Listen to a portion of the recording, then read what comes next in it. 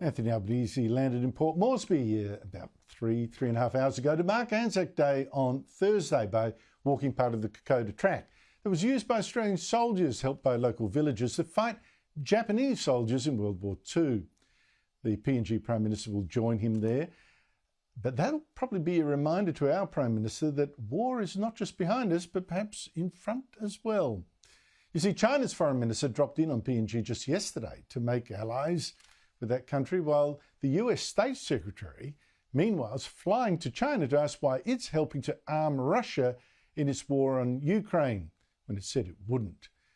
Things are getting so tense. Joining me is the country's top foreign affairs writer, Greg Sheridan of the Australian newspaper. Greg, great to see you. Look, it's not just tense, it's getting more and more dangerous, but you wrote to the Australian on the weekend that we've been conned by the government last week when it unveiled its new defence strategy.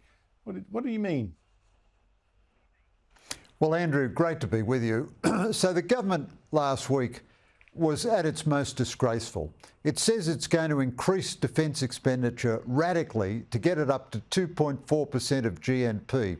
But that increase doesn't happen until year 5, that is to say 5 years from the next budget. So that means the entirety of the first 2 terms of the Albanese government sees no effective increase in defence expenditure. According to the Australian Strategic Policy Institute, they cut real defence spending in their first budget, and in the forthcoming budget they say they're going to increase by $5.7 billion over 4 years.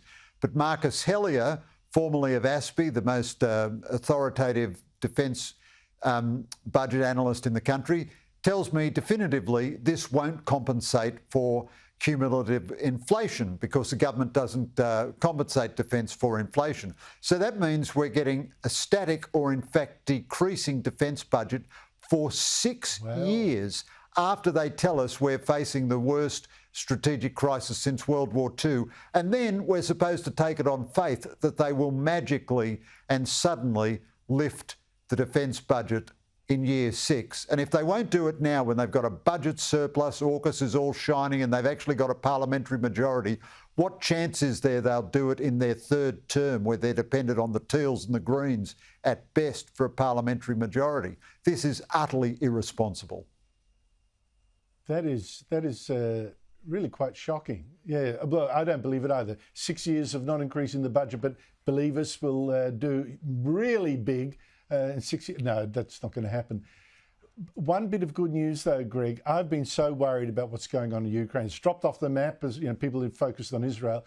It's actually been running literally out of ammunition. The Russians are again advancing. It's all desperate there, quite desperate. But finally, after half a year of saying no for crass political reasons, the Republicans have finally agreed to help pass nearly $100 billion of aid from the US, military aid for Ukraine. Is it enough? Is it too late? Well, it's very good. It's very good. It's a lot of money.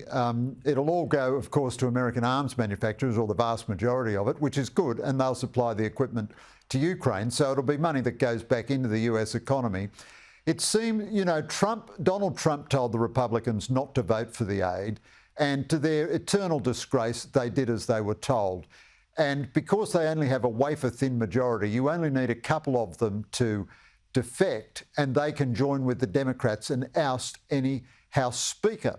So the most lunatic people, Marjorie Taylor Greene, who thinks that California forest fires are caused by laser beams, run by dangerous businessmen from satellites in the sky. The most wacky lunatic Republicans were stopping this aid. It's a disgraceful comment on the state of Western politics. It seems in this case the Democrats have said, in exchange for getting the aid to Ukraine, they won't vote for the ousting. They won't join with the Republican vandals and vote for the ousting of Mike Johnson. It's a big step forward, but by golly, American politics is in a desperate mess when it takes something like this for something as straightforward as aid to Ukraine to get passed. I thought the whole thing was disgusting. I don't know how many Ukrainian soldiers have died as a result of this politicking unnecessarily. It was just terrible. Meanwhile, this wartime president in the US, Joe Biden, fighting wars helping to fight wars in Ukraine and Israel. Twice last week, Greg falsely claimed one of his uncles had been shot down over Papua New Guinea in World War II and eaten. Here he is. My Uncle Bosie was a hell of an athlete, they tell me, when he was a kid. And he became an Army Air Corps before the Air Force came along. He flew those single-engine planes as reconnaissance over war zones. He got shot down in New Guinea, and they never found the body because there were a lot of cannibals for real in that part of New Guinea. Said it twice, and that's caused some annoyance in PNG since Biden's uncle actually died at sea from a mechanical failure, wasn't shot down, and he certainly wasn't eaten. And Biden's press spokesman, Greg, struggled to explain how the president could twice have got the story so wrong. Here she is. The president had a emotional and I think a symbolic moment. He had an opportunity as president to honor his uncle's service in uniform. Greg, this man is a wartime president. An emotional and symbolic moment. I tell you what, I've had a few of those myself, I've got to tell you. Normally after quite a lot of booze as well. But what a pity the cannibals didn't eat Hunter Biden's laptop. That would have saved Joe from no end of trouble.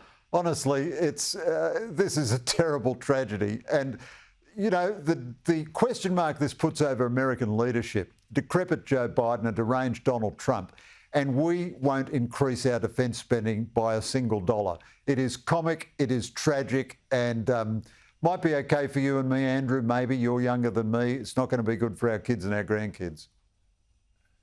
Well, that's very kind of you to say I'm younger than you. I think that might be right. I don't know. Greg Sheridan, thank you so much indeed for your time.